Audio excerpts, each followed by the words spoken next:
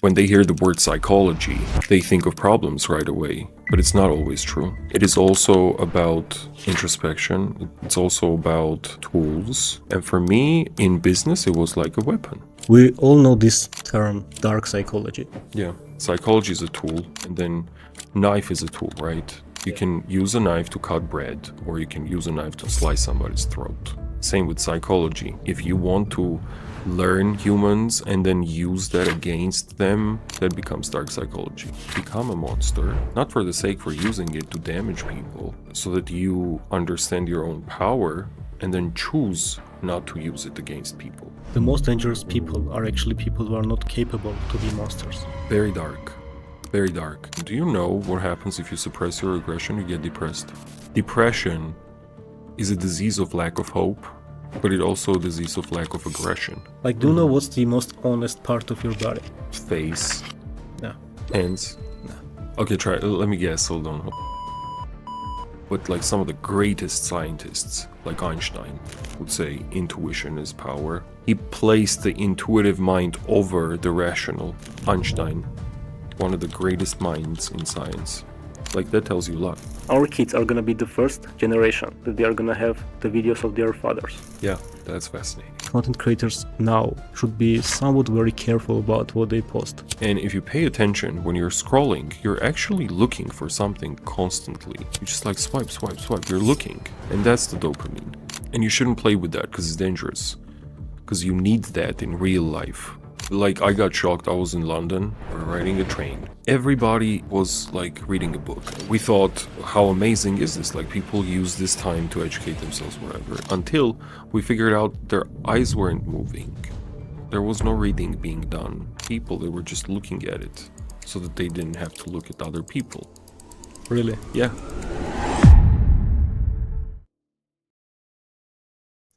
Ladies and gentlemen, today it's our 5th episode of the podcast that still doesn't have any name. And my guest here is one of my friends. He's a guy who is actually quite famous in my country because of the content that he creates. So please, let's welcome David. Welcome to the Thank show. you. Thank you. Thank you for inviting me. Yeah, of course. Can you please introduce yourself briefly, like what you do and what's your content Of course. about? Sure. I love the fact that you mentioned the briefly because you know that I can go on and on about who I am. Yeah, as always happens with us. Right. My content is a mixture of psychology, neuroscience, motivational talk. It's like sole intention is to motivate people to take action while providing them the tools. It's like I make sure they know what they need to do. Yeah. So look, one of the reasons that I wanted to invite you here because, see, our channel initially was about business, it's about marketing and also personal growth. Yeah. And what I've noticed that during the last 2 years, we have been like very weak at providing content that was about personal growth. And what I've noticed in your content is that it actually helps people to find themselves in some sense. Right. And I thought what we were missing is this podcast here that we can kind of compensate all these years that we have been very weak on this topic. Right. So I want to ask you something like, when did you realize that it is something that now you need to study? I mean, I know it should be something, some personal story that maybe forced you to kind of dive into this very hard, by the way, topic and this world of self-help, maybe, if I Right. can. You could call that. Yeah, I could self-help. call that. Yeah, I just wanted to ask you, like, when did you start that and in what conditions? Like, what forced you Yeah. to start it? Right. It's so interesting because a lot of people ask me that. They're like, how do you know all that? You know, what, did you like go to school? Do you have like a psychology degree? Are you a psychotherapist? You know, a lot of people are very curious. And I always say that I did not receive a formal psychological education. I'm not a psychotherapist. I do identify myself as a coach. And you're very right, there is a backstory because I don't think people get into these studies just all of a sudden. Yeah. You know, something has to push you into it. And there is like this common belief that people who study psychology are people who are actually seeking to help themselves Mm. first, and that's what like makes them go into these studies. Yeah. um, for me, it was like a mixture of everything, I would say, and it started at a very like young age. I can't remember, I was maybe like 6, 7 years old, Oh, that young. fascinated with human beings. I mean, fascinated. I would always like ask very complicated questions to my At 6 year old. parents. Huh? At six. At 6. Oh, Yeah. It's yeah, like the pretty young. first, it's pretty young. Yeah. And my first question that I really wanted to figure out was death. This is pretty At dark. 6. At 6, of course, yeah. I think it's a pretty normal age to ask those questions About death. about death. Like what happens after that? Because you know, you watch cartoons, you watch movies, Hmm. and don't think it's bad parenting, but at 6, I have seen a few, movies, like maybe not intentionally, but like let's say my dad was watching a movie and then I would pass by the living room and then see like somebody gets killed, right? And then you just ask, you think of the question is like, what happens after, this person dies? Mm. And I would like ask more complicated questions. And my mom has done such a wonderful job. She has never given me like one true answer. She would always offer me options to choose from. Like what kind of? For example, for death, Yeah. like she was like, look, some people, let's say Christians, believe this is what's hap- this is what's going to happen. Some Mm. people believe there is reincarnation. Some people believe this, and like she would give me options always. So she kind of like broadened my horizons in terms of like this complicated questions that don't have one particular answer. And so, not to get off track, it started at a pretty young age, at 6, with Yeah. complicated questions. Then, at like, everybody goes through puberty. It's not an easy period especially for a guy to go through. Yeah. I think that's when you start like exploring yourself. It's like I think that's the first stage where you kind of develop introspective skills. It's like at a young age, I started asking questions about like complex concepts. Hmm. At around like 12, 13 is where I started asking questions about me. It's like the question was me. Like, who am I? Yeah. Right? And what am I supposed to do? Like, Hmm. is there a purpose? Like, why are we alive? Uh, and then obviously, I started reading a lot of self help books, Mm.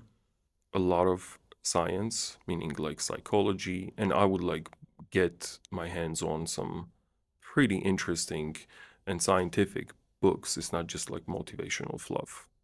Like I'll Yeah. read about neuroscience, psychology, Jung, for example. Look, that's what I was always saying about you, that when someone talks to you, there is a feeling that you have lived like several lives. And Yeah, at such a young age, you sometimes tell stories that you think, okay, like when did this happen? And now when you say that you were questioning death at 6, and then you started educating yourself about self-help at 13. yeah, I mean, that's an age that usually no one really cares about who they are. Because I mean, for me, I remember that it started at maybe 17, 18 when I first picked up a book and started to really educate myself and trying to find myself yeah. inside me. 13 is pretty young age. And now you are creating content about this and you are helping too many people. But I also want to ask about this responsibility because we have seen all these examples, like Jordan Peterson, that we Yeah. both know like Love very him. well.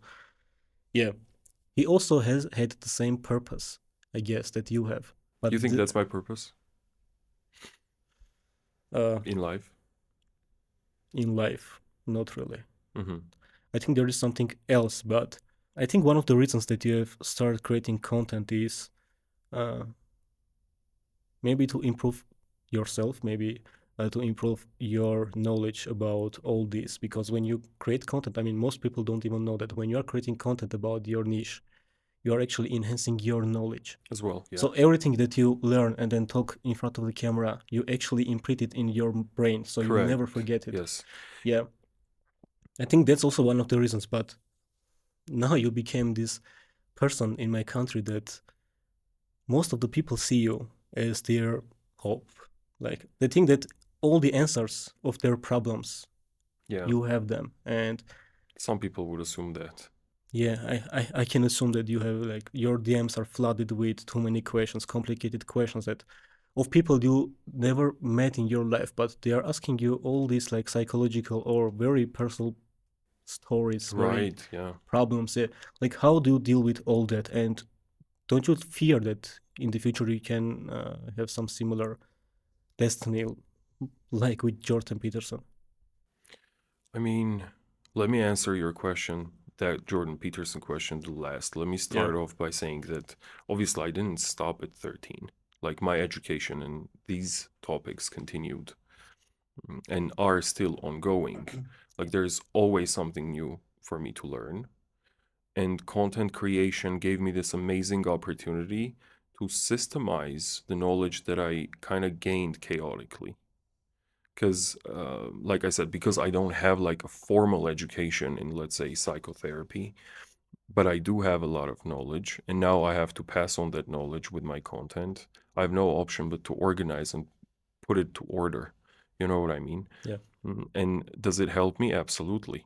Like I'm responsible to deliver a message that's true. I cannot just, kind of fill the gaps of the absence of knowledge with like something that's untrue. Mm, And so um, I do a lot of research. Everything that I once learned goes through a lot of research before I make it public. mm, okay. In that process, do I learn? Absolutely, yes.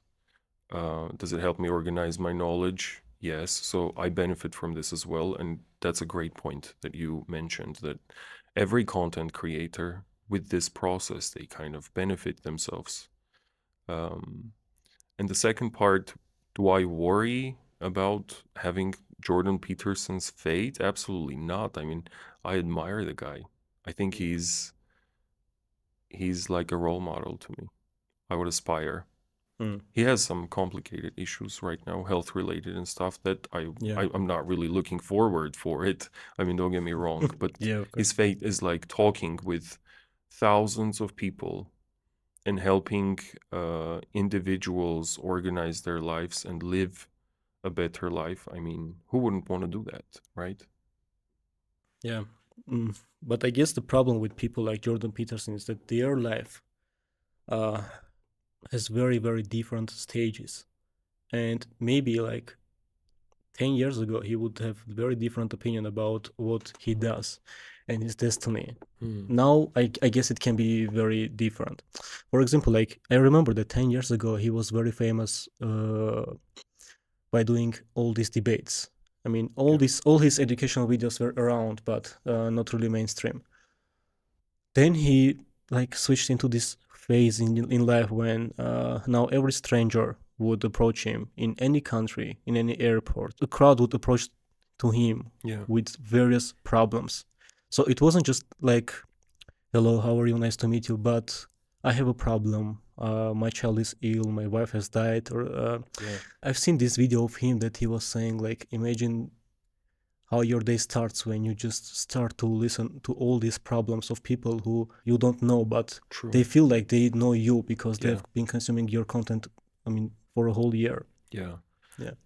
For me, first of all, I don't think he meant that in a way where he was like complaining about it. Mm, I remember like he has a couple of videos where he's like sharing that a lot of people, when they see him, they approach him and they tell very personal stories. mhm. And then, if I'm not mistaken, one of the videos he starts like he gets emotional over it because it's like they trust me with their very personal stories. But at the end of every story, they tell him something positive, like how Jordan Peterson affected their life Mm, positively. yeah. And that gratitude that people feel towards him, I think, is what made him very emotional. I mean, imagine what it feels like that you wake up every day yes, you still deal with other strangers' problems, right? But then at the same time, you know for a fact you had some, maybe tiny, but some positive change in their life. Yeah, It's because of you that they are, suffering a little less. yeah. And then that knowledge, I think, it's just like it's an infinite resource for somebody to keep doing whatever he's doing. So look, I also have some people who would just reach out to me with their various problems. Yeah, But in your case, it's like 1,000x. So I know that every single message that I receive, you yeah, receive 1,000 of them. mm, Like, I just want to put myself in your shoes. Like, what do you feel when you every day there are some people who are just sliding into your DMs with their problems? yeah. What do you feel like when it's 1,000? Like, do you really feel every single one of them, or it's just a mess of some DMs of You some confused? know, I'm not gonna lie, it stages, like it changes. It changed. Hmm. At first, when I just started getting like those messages in the beginning, I would like read those and be like, why did this person trust me with this information? Like, Yeah, they don't know who I am, you know? yeah. And I was like, this is pretty strange. Like, I felt like a little even guilty. I'm like, am I supposed to read this story? Some of them were very personal. And then at some point, I kind of got to understand that this is like something I have to treat with respect and be very careful with. Hmm. And maybe even appreciate, because it's like, oh, look, these people, trust you. Now you have responsibility for it. Now Hmm. you feel responsible. So with me, the first stage was complete denial. I'm like, I don't know, why are they doing it? Second stage for me was, okay, I have to assume responsibility for this. Yeah. And then now I would get upset if I would wake up one day and nobody would have messaged me. Yeah. So I'm actually looking forward for it. There is also this one problem with content creators that look like your content is about self-esteem, about finding yourself, Yeah. personal growth. But people actually don't realize that there is much more than that inside of you. So in your personal life, you also like a business person. You are also a leader. You are also So you, many things. yeah. You have to like. I'm just curious. Like, if your content was about business, Yeah. would you would you still have like the same quantity of messages, or you think it's gonna be much less? Because the niches are very different, and this Very. one, I guess, Yeah. that you chose is very much more responsible than this one, because we all know that under every financial advice there are usually some disclaimer that if someone follows my advice on finances, the worst case they are gonna lose money. But in your case, it's much more complicated. Yeah. Yeah. So imagine like losing something inside of you. It's very scary. Yeah. Because I mean, you would imagine people reach out to me with psychological issues most of the times, Yeah. because it's about like introspection. Every concept I talk about touches psychology, a human psyche, and when you're dealing with the human psyche, which is a very fragile thing, Yeah. you have to understand where your territory starts and ends, and where somebody else's starts and ends. Yeah. Right. Right. So that I feel very responsible for. I'm very careful with that. Hmm. But then also, to answer your question about if I would have started a business page, honestly, I don't know. But that's like a good challenge for me to try, you know? I think you're gonna start also to create some English content in the near future. I mean, I hope Maybe. so because I see your perspectives. I Yeah. mean, because also knowing you in your personal life, I think it's gonna be much easier for you. I mean, not just taking the language barrier that you speak perfectly English, but I know I think there is a much bigger market for you. Hmm. Yeah, I know that you have helped too many people in this country, but I guess also starting a content that can be consumed by 3 billion people, not Wow. just I yeah mean, 10 million that we have here, is gonna be like a whole different world. But what's interesting is that we have had this podcast maybe 3 times this week, but without cameras. true. Every time that we meet, we start to talk for hours, and it feels like it's a podcast, but we just don't feel the cameras. There is no mic, there is Right. nothing. Every time I'm just amazed about the fact that every single time you have a new identity. So one day I can just see you as a person who has done business in his whole life, and then a person who has studied psychology in his whole life, then someone who created content his whole life, and someone who just managed hundreds of people in a very big group, becoming the managing director. I guess your position was a managing director in the company. I had that company wasn't that large. It wasn't hundreds of people. I Hmm. did work for another company remotely that did Yeah, have hundreds of people. So even that, I have like two different positions. But yeah. I mean, the one of them, the most recent one, it wasn't a large team, yeah. but I did work there for like almost 10 years. Look, people usually do one thing One only. thing, yeah. Yeah. So someone is just leader only. Someone is manager only. Someone is a psychology professional, for example, only. Yeah, but one question about like business and psychology. How psychology helps you in business A and lot. managing people? A lot. Psychology for me is a study of a psyche, right? A Yeah. soul. So, such a great tool to get to know humans. Mm. Such a great tool. And I think everybody has to explore it. Psychology doesn't just deal with psychological disorders and problems. That's only a part of what psychology is Yeah. and what it was intended to be. It's a great tool, it's a great science through which Mm-hmm. you get to uh, know humans deeper on a different level. It started like psychology started from philosophy, right? It was a branch of philosophy. Mm. And then it turned into whatever it is today. Yeah. And a lot of people, when they hear the word psychology, at least in our culture, they think of problems right away. But it's not always true. It's not always about problems. It's not about complications or disorders. It is also about introspection. It's also about tools. It's also about you getting to know another human being on a much deeper level. Yeah. And for me, in business, it was like a weapon.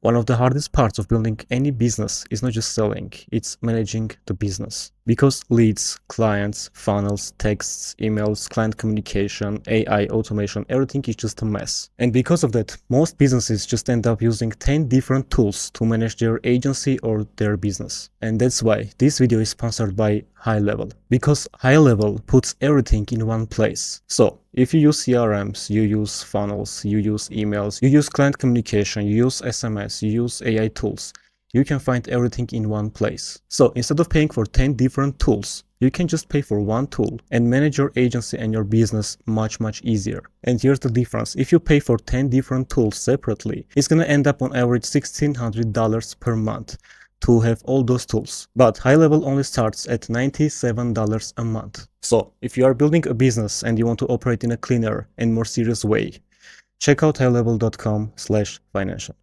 One question about psychology. We all know this term, dark psychology. Yeah. Is there the opposite, or it's just one segment of that niche? Honestly, dark psychology as is Yeah. isn't part of the science. It's like psychology is a tool, you could Mm-hmm. imagine, and then knife is a tool, right? You Yeah. can use a knife to cut bread, or you can use a knife to, slice somebody's throat. Mm. So, same with psychology. Psychology is psychology. It's like if you want to learn humans and then use that against them, that becomes dark psychology. I honestly don't like how it's very popular and a lot of people are interested. It's like, oh, let me learn how to manipulate other people. I mean, great, learn it, but not for the intention to manipulate. Learn to protect yourself, Mhm. right? It's Yeah. like I'm not against the knowledge. You have to know because we don't live in like a world where we're safe and sound all the time. It's like this world is full of dangers, and people are not the brightest beings. At least not everyone. So you have to protect yourself. You have to learn how to protect yourself, and psychology is a great tool for that. But I wouldn't recommend anybody to get into the studies just for the sole purpose of serving their egos, Mm. Okay. Because, first of all, I believe you won't succeed in this study. If you start with the intention that I'm going to learn this to damage other people for my own interest, I don't believe you're gonna go deep into that. Because if your brain knows you're gonna do something that's bad, you just don't succeed. It doesn't let you. You asked like a great question right before this one. It's like how do you, you're so many people and then How to combine yeah, everything? how I combined it. It was such a Mm, great question. It's like you know how I just denied every I just didn't want to become any of them. So I had no other option but to become all of them. Does that make sense? no, actually. It's like I never liked a label on me. It's like you started your podcast and you said, "Welcome to a podcast that still has no name." Yeah, Or when you give something a name, you kind of put limitations, isn't it? right, Right? right. It like you kind of when you define something, like when you label something, it just like puts a limit onto it. And I believe the same about humans. It's like if somebody Mm, presents their identity as, "Hi, I am this," I am a psychologist, I am a businessman. It's just like your whole identity can start revolving, and there's nothing bad in having a label in modern world. In modern world, you gotta have it. It's like it's easy for people to understand who you are and what they can expect from you. yeah. Also, you can show your expertise in something and be like, "I'm a surgeon," Mm, nothing bad. But there are cases where people identify with the label and they start living their regular lives as a psychologist, as a businessman. And this role that they only have assigned to them in a specific location and specific sphere of their life mm-hmm. expands into all the spheres of life eventually. Yeah. And then it just like limits everything. Because I mean, you can live life as a human, like hang out with your family, enjoy, hang out with friends, have fun. But I mean, imagine if you identified with this label so much, you're hanging out with your friends as a psychologist, Mm, not as a yes, friend. friend or not just like as a human. Does that make sense? I think I just messed Yeah. up this a little bit, but No, you really didn't because you actually discovered something new for me. I mean, the label thing actually is quite interesting thing that I have never thought of. That yeah, actually, when you say I'm such and such yeah, person, you actually put some limitations. I guess that was the most complicated feeling that I had about you. That mm, I couldn't figure out which character is you. And now you just explained very well that if someone has profession or they're creating content about one specific theme, hmm it doesn't mean that it's their whole identity. But no, people actually watching they see perceive you you as as that yeah, one single person. yeah, yeah. But for me, it Mm, was like, look, I always like I have this fear of being limited in mm, things, and for me, it has always been like if I name myself, if you check my Instagram, right, you're not gonna find in the bio section, you're not gonna find like who am I. It doesn't say anything about me actually. mm, Just like I don't want to explain myself to people with labels.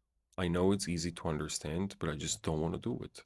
Like, can you just perceive me as a human, just as a mm, regular human that yeah. thinks? That's all. That's all you got to know about me. And then obviously, this may sound like a little romantic to a lot of people, like a lot of professionals, let's say in the office. Obviously, you can't just be like, "Hey guys, treat me like a human that thinks." In the office, you're like a director, you're like you have a You role. are putting some masks all the time, actually. Of course, like those roles, you take on a role. You Yeah. take on a role, and that's how you live. And you just have to understand all your roles and then not really identify with any of them, so much so that it consumes your whole self. Because ourselves, the self itself, is so big, it cannot, like, if you put a limit to it, you're actually never gonna explore who you actually truly are and what's your potential. Well, Yeah. So being a good professional yeah. and labeling yourself as such is a great thing. Letting it kind of expanding that role to all spheres of your life, like that's a Mm, problem. That's limiting. And for me, I just had a fear. So yeah. I decided, you know what? I'll just not do it. I wanted to also double down on the dark psychology part because I think that's something that should be spoken much often than it is because there is really this tendency of people learning dark psychology not in the sake of protection as you say but for the sake of using it against people. Yeah. And I guess it also comes from movies, maybe from these romanticized Mm-hmm. characters. So, for example, like the last video that I've made about Tommy Shelby, Yeah, I mean, yeah, loved it. yeah, the feedback was actually very crazy. Yeah. I mean, most of the comments, as you may imagine, is about this is a fictional character. Why do you even break down fictional character? Because it's all scripted. It's this and that. But I think one of the reasons that Tommy Shelby became so iconic is because of his dark psychological parts, and that's why people loved him. And Hmm. people actually really like study him for using the dark psychology, not just knowing the patterns that every time someone is going to use it against them, they are going to recognize it. Right. Look, I have a question for you, because I'm not really educated on Tommy. Does he actually like study dark psychology, or is it like his essence? I think it's a mixture of both. He studies psychology, or he just like observes He already humans. uses dark psychology. Okay. So he is this character who is 23, 24, and he already knows all the laws in the book 48 Laws of Power. Okay. So if you, I mean, I know that you have read that book. I mean, Many if times. that book was a person, He would it be would be, that. yeah, Yeah. Tommy Shelby. Yeah, for sure. Yeah. I mean, whatever you're describing, I wouldn't call it like dark psychology, to be honest. I would just like think of it as somebody who integrated their shadow self and they're perfectly fine with it. They observed humans, made conclusions, they know how Mm. power works, they know how the world works, they know how to play, Yeah. right? And they're perfectly fine knowing that they're not perfect themselves, Mm. nor are other people, and that's totally fine. Yeah. And for his own interest, which in his case, it was never like he isn't an evil person, right? Yeah, he didn't have bad He intentions. didn't. His Yeah. intentions were always good, but he would act like a monster sometimes. Yeah. Like when you look at him, you get a sense of like, oh my God, there is like a monster somewhere in there, Hmm. but the monster was never used to damage. It's like it brings me to another point that Jordan Peterson makes, right? Do you know this famous saying? He's like, become a monster, Yeah. not for the sake for using it to damage people, so that you understand your own power and then choose not to use it against people. Yeah. He's saying that you need to be capable of being a monster. But Right. yeah. It's not like you learn to be capable, it's more like you explore that side of you because it's already there.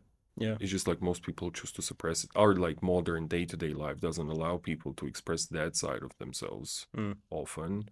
So that shadow side, that's why it's called the shadow side, because it's Yeah. like cast into shadow. It's not realized it's in unconscious. You're not understanding that part of you.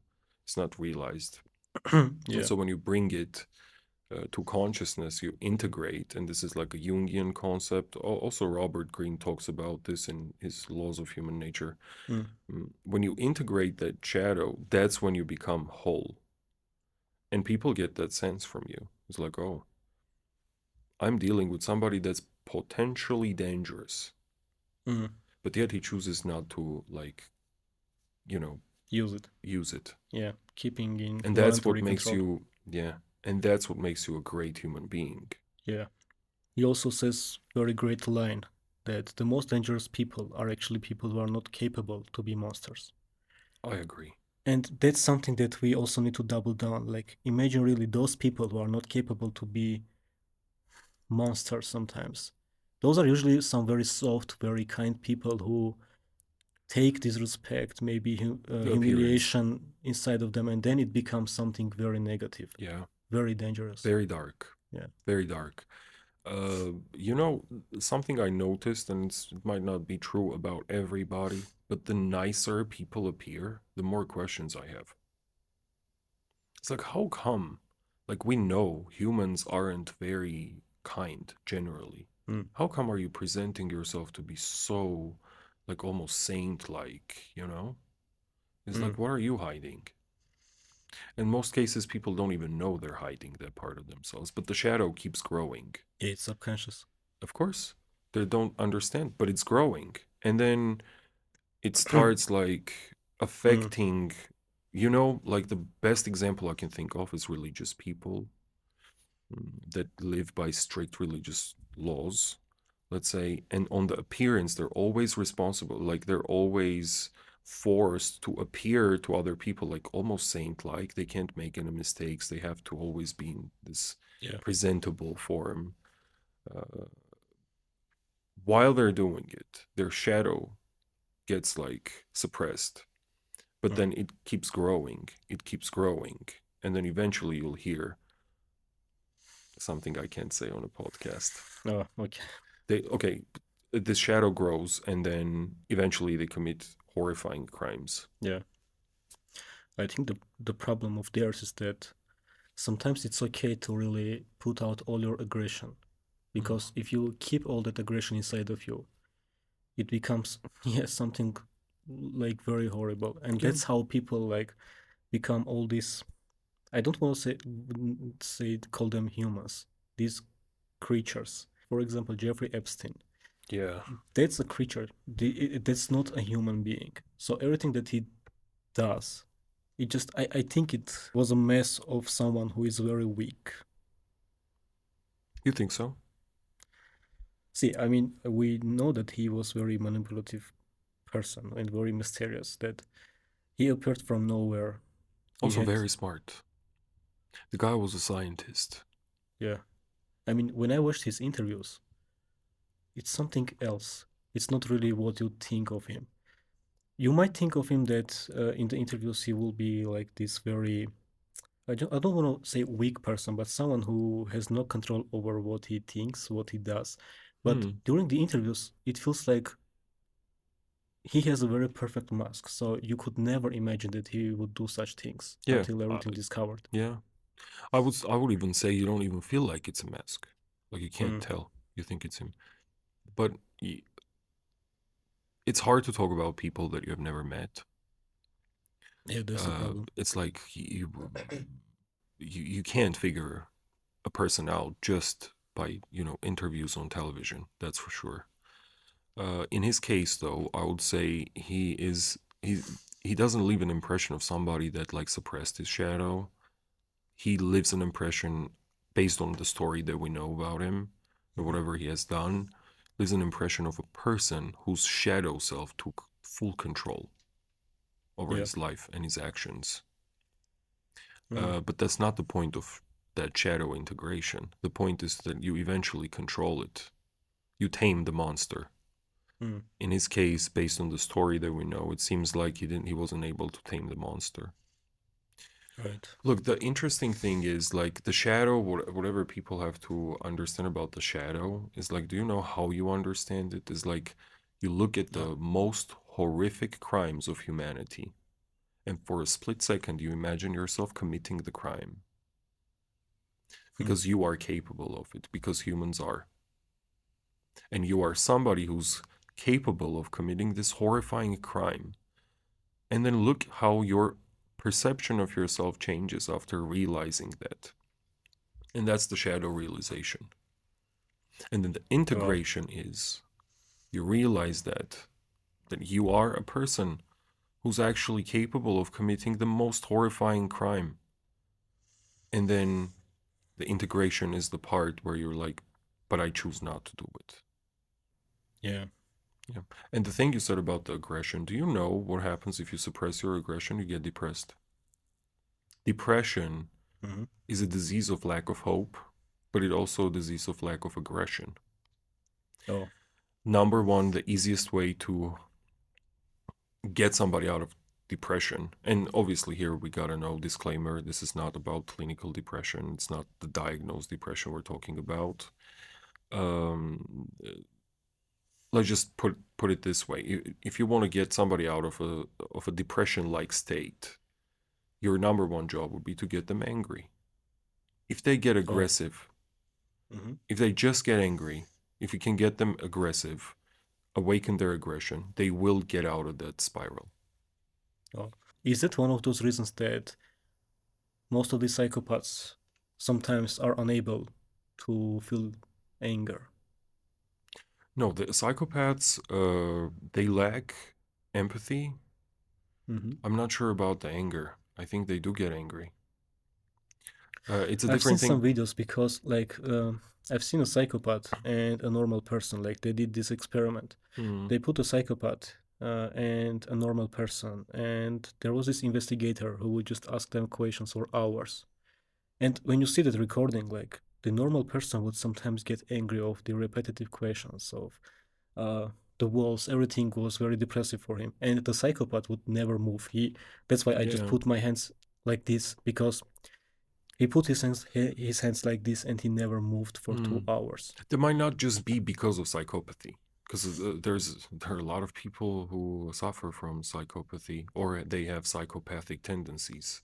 Hmm. But that's whatever you're describing doesn't necessarily have to be a psychopathy symptom of not Yeah. showing any reactions. Because they do react, psychopaths react. It's just not with their own emotions. They duplicate an emotion from you. Hmm. It's like they Oh, learn how people react to certain situations and then they react the same way. yeah. But they don't have the natural feeling. It's like somebody dies, and Hmm. then they see that people usually cry when somebody dies. So therefore, I should cry as well. So I'm not different than other people. But Oh, those okay. people were crying because they were grieving. Psychopath doesn't have that. Yeah, he would force himself to cry. Yeah, I mean, it's a learned behavior rather than Mm. like a feeling. Yeah, it's like just trying to integrate into the Yeah, masses. yeah. And then Hmm. psychopathy is, it's not by the book, but the way I define it for me Mm-hmm. is like it's a mixture of narcissism and sociopathy. Mm. Sociopaths, for example, they're Mm-hmm. dangerous people, and they usually end up in prison for crimes they get caught Yeah. easily. They don't care about how they appear to other humans. You can like recognize a sociopath by looks, by appearance as well. Psychopaths, on the other hand, these are people that care deeply about how they appear to other people because they have this narcissistic side of them as well. Yeah. They're capable of horrifying crimes. They also are going to keep a clean face, if you know what I mean. Like they're Yeah. Yeah. never Yeah. going to want to, appear badly in public eye. Well. Yeah. Okay, another question, like moving a bit right from this topic. Have you studied body language? I've Because had like interest. all this, your outfit just reminded me about Joe Navarro, if you Hmm. know who he is. Slightly. Yeah, so he's this FBI agent who is the master of Okay. body language, Yeah. and his most famous video is actually he was wearing the same outfit as you now. That's why I remembered him. Interesting. Yeah, I'm gonna give you that book about body language. Okay. It's called "I See Through You." Hmm. Yeah, very interesting, and he actually showed all this picture of people doing various things. Some pictures of hand gestures, Yeah. eye contact, leg positions, and he would explain like what this means. Like, do you know Hmm. what's the most honest part of your body? Probably it would be so counterintuitively, I would say face, No, hands. no, Okay, try. Let me guess. Hold on. yeah, Legs. legs. Yeah. So, like, the most famous opinion about this is that the most honest part of our body is actually our eyes, but it's not true. The most honest parts are your legs. Hmm. If you really want to know how people feels, just look at his legs. Interesting. Yeah, very interesting. Interesting. Because Uh, that's something that people control the least. Every time they It's just move their, invisible. yeah, it's Yeah. I invisible. mean, when you look at me right now, you don't see my legs. That's So why I in the feel police free. station, when they try to ask you some questions, the table is Hmm. actually very high Yeah. So and they can has, look. yeah, They what look at does it, it. yeah, well, how can I call this? I don't know, but it's just very naked table, so the legs can be visible. Oh, okay. That's interesting. Yeah. That's interesting. It's just like you have to know, like, what's tricky about body language Hmm. is you don't know the pre-existing conditions somebody might have, right? Hmm. Somebody might have like some issues with knees. They have bad knees, for example, and they are forced to put their legs in a position where it doesn't hurt, for example, Yeah. right? So it's like it's a great clue to have the Hmm. body language, but it's not enough for you to base like a whole opinion on. Like if you scratch your nose, uh, therefore you lied. Like that's I wouldn't trust that, Yeah. like some books mention. Or if you look to the left when you're talking about something, that means you lied. Like, You're memorizing something. Yeah, yeah. yeah. There was also very interesting the difference between the genders. So, for example, he would show how women lie and how Mm-hmm. men lie. So every time women lie, they just hold their necklace here, or they just touch their The neck. chest area. Yeah, it's just something. It's just something that keeps them under their control. Mm-hmm. So with men, it's actually they Face. sometimes they touch The head. their head, their neck, but from the backside. Mm-hmm. Women are like this, just Mm-hmm. touching their necklace Interesting. all the time. Yeah, that's interesting.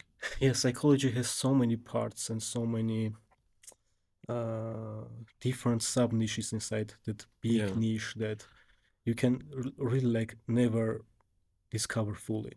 It's You impossible. can't because it's also growing science. There's Mm, new things coming out every day.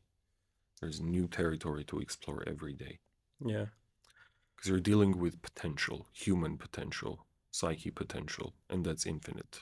Mm. You can't. But see, the difference between business niche and the psychological niche is that in business niche you can actually discover everything, but Mm. there are some things in psychology, for example, the dreams, that you can, I guess, never discover. Yeah, Every 2 3 years, there appears some person who says, "I discovered the secret of dreams," but yeah, actually, it has the same result as like the discoveries previously. yeah. So psychology is something that, first of all, I guess it's very individual. Some people can have some problems that not scientifically even discoverable, I guess, and it's so complex. It's like important, I think, to understand when it comes to science, not just psychology, but any science, Mm, it's, there are a lot of things that exist mm-hmm. and science didn't have enough time to just explore them yet. That's how I explain. For Yeah, example, like something like intuition. How do you scientifically can measure sense it? something. Yeah, You know, it's like no, but like some of the greatest scientists, like Einstein, would say intuition is power. You know what I mean? no, You don't. like intuition is power. Like, is it something that you can control? What It's did he like mean? something you have to strive for Oh, to develop the intuition, to have intuition. like a muscle. It's like I actually want to Google the right quote. The intuitive mind is a sacred gift, and the rational mind is a faithful servant. So you hear me? He placed the intuitive mind over the rational. Oh, Einstein, one of the greatest minds in science. Like that tells you a lot. I mean, in the first glance, you think of Einstein of being this person who should be actually rational and put rationality above Yeah. everything. But he said all invention is intuitive. Yeah. Yeah. So science is trying to explain things that already exist. Yeah, so science and innovation is actually quite different things, I Yeah. guess. I mean, no, I wouldn't say they're different. I would just say there's two parts of science. Innovation is like you can't create things out of thin air. So first you discover things, then you combine them in different ways, and then that's innovation, Mm. right? Yeah. So that's part of science, of course. And there is innovation in all science. And then there is the science that's researching things that already exist, right? Mm. Such as intuition. But I'm not sure if anybody's spending resources on trying to like understand what intuition is now. I'm not sure. I would assume a lot of, even governments would have been interested in funding it for their own purposes, but I'm not sure if it's like very researchable, just like dreams. Yeah, I think the governments are actually quite interested in everything that's analytical and can be measurable, Measured, actually. yeah. Uh, Anything that can be measured is what's productive usually for them. Yeah. Even in business, like sometimes the best decisions are coming from intuition. That's not really that doesn't really make sense on paper, Yeah, but something, by but the your gut tells you yeah, to do this or avoid this, yeah, and it actually ends up being much better decision than what all these analytics would say. yeah, Yeah. yeah. I mean, sometimes your intuition might tell you to do things that are very what you would call not by the book, Yeah, not academic. right? Yeah, and then you have this feeling that you have to do it, and for people have different sort of intuitions. Some people experience the gut intuition, like which is a feeling. Some people Mm-hmm. experience thoughts. Uh, it happens in their head. For example, they get an idea. I think innovations are also intuitive. Mm. You just like, because if you look deep into all the people innovators, you come across this like pattern that almost every one of them had an intuitive insight.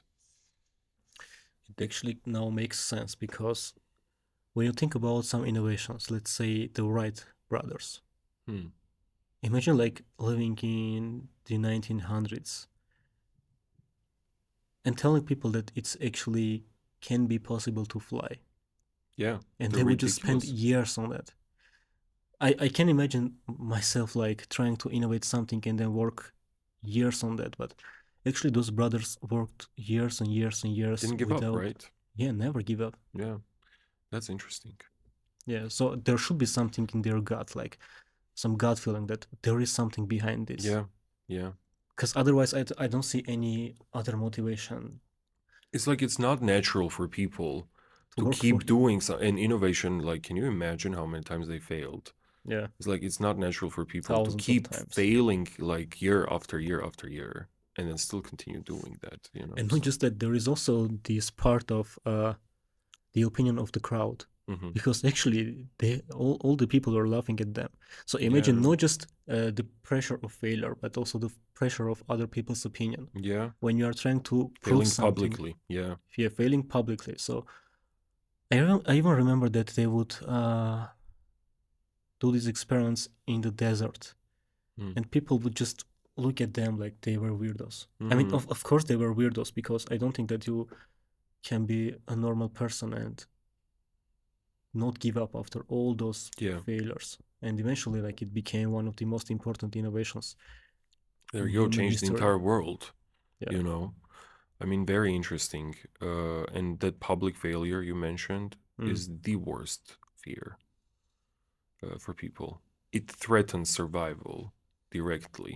Yeah. Because, Oh. like, back in the day, our ancient human that lives in us, in our brain, Mm. it's like every time that human got rejected and casted out from their community, Mm-hmm. they would have died.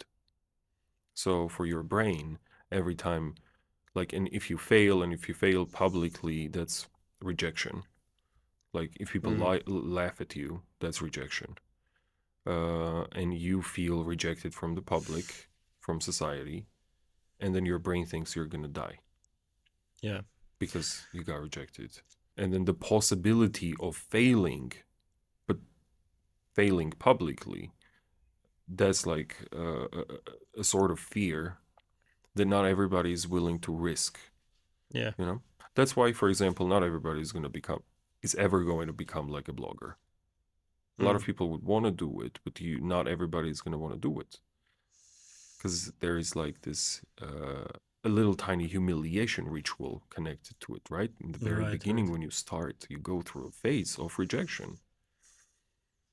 That's Yeah, also one of the novice problems of content creators, because everything they do is now documented. yeah. And if they fail, now It's always gonna be there. it's always gonna be there. Yeah. I remember, like, we talked about this interesting idea that our kids are actually, I mean, our kids are gonna be the first generation that they are gonna have the videos of their fathers. Yeah, that's fascinating. That's fascinating, because I know that I have only 3 pictures of my father Yeah, from his army and no years when videos. he was yet 20 years old. So I have no idea how he behaved, how he Yeah. talked. So I only like have uh, the picture of my father as I see him now, like very rational, very Mm-hmm. stoic. But I don't really know the transformation. So that's why also another thing that I don't think most of the content creators realize that everything that they shoot is gonna be there after 20 years, Yeah. and their most like and their strongest fan base is gonna be their kids. So imagine Mm. like you had a documentary about your father now, Yeah. and you will be the only one that would buy a ticket and would go to the theater to watch the whole movie maybe Hmm. 3 4 times, Yeah. and you're gonna micro analyze everything. Yeah. So that's why I think content creators now should be somewhat very careful about what they post. That's a good point. Yeah, because imagine like if I saw anything disappointing about my father, I mean, I don't know how could I take it, because in my reality, I mean, Yeah. and in reality of many people like me, their father is gonna be the most ideal and stoic person. Up until what age? Because that matters. You know, it's like one thing to idealize a human when you're a kid. It's a totally different In my story. case, I think up until 19. 19. Yeah, Yeah. Well, because yeah. that's when I start to like question the human nature and the Yeah. transformation, because now you don't just look at the person as who he is, but how he became this. Yeah. And then remember how we spoke about like roles? Mm. So you're like idealizing this person's role of a father. Does that make Mm-hmm. sense? Not the whole Yeah, person. This person has like history. He has been a kid as well. He has done some things. He's yeah, not yeah. ideal, whatever. And it's like important to realize at some age, um, and you have to, but not at a very early age. I agree with you. Mm. Like you shouldn't. There shouldn't be anything that could potentially disappoint you from the only figure that you look up to. But when you look at the modern world, I mean, we're exposed to so many role models outside of family now, Yeah. right? It's like kids too. They go online and then they find role models, like different bloggers or other celebrities become their role models, and they idealize that Mm-hmm. rather than their parents. Yeah, I think now people have too many information. Too And much, I yeah. think the generation before us had a problem because of the lack of information. Now we have a problem of how to filter the Yeah, information that you actually need, not yeah, just everything that you can absolutely. consume. It's like also if you look at it, like back in the day, Hmm. like father, like son, it was a thing, right? Yeah, Because like sons would always be like their fathers. Maybe not always, but most of the would times. desire at least to be like their fathers. Yeah, yeah. And that would be the only role model they would have. So they were Yeah. not exposed to so many different people. Nowadays, it's not like so. I mean, genes, they do their work, but, Mm. you know, these people are exposed to different role models outside of family as well, which can be a very good thing, which also Hmm. can be a very bad thing. It depends on, you know, Yeah. what you do about it and who you choose as a role model. I like how everything flows like from the public humiliation to the parenting and Yeah, the content creation. yeah. But I would like to also discuss more about public humiliation, Mm-hmm. because now I think it's going to be a very big problem. I guess it's also a problem now, because we have seen all these personal brands just getting destroyed because of one single mistake Yeah, that I'm sure that many people have done, but no one just knows about it. They just kept secret. But of course. in this case, how can you keep secret something that was documented by Yeah. many people? And now, like in this world of clippers, like us, Mm-hmm. actually, that everything that you do is gonna just double after a week. Yeah. I want to remember like an example of someone who just got really publicly humiliated, and then actually the camera that was supposed to help other people destroyed the man that actually shot the video. Hmm. Oh, you put it amazingly. Um, I'm trying to think of that as well. I mean, we have a lot of like cases where, let's say, if we take very famous celebrities, because they Mm, appear all perfect and stuff, and then something leaks out to media, like a footage, for example, yeah. and then all their lives they're gonna try to not let their kids see the Mm. footage because it's something like horrible. And but it like gets duplicated and then spread. Yeah, just imagine that that single footage is gonna haunt your whole life Yeah, up until like you're 80, and you have done something that was done by many other people, almost by everyone. For example, yeah, there could be a video of you being very drunk at 3 a.m., but because true. you are a public figure, it's gonna be very noisy. Yeah, by the it's gonna be media. very noisy. It's always gonna be there, and people are gonna demand. But it's also a very common thing. Yeah, I mean, it's only natural for humans to sometimes party and have fun. Yeah. But but it depends on how they create their personal brands. Because Mm. Instagram, let's say, should I name platforms? I don't know. Yeah. Let's say, for example, Instagram kind of demands this from people, users, to showcase the best, the most perfect, Yeah. Yeah. right? But have you seen how we're like backtracking a little bit? Nobody likes wants perfect anymore. Like we're backtracking into bad lighting and Yeah. I horrible mean, the content world is going to the back.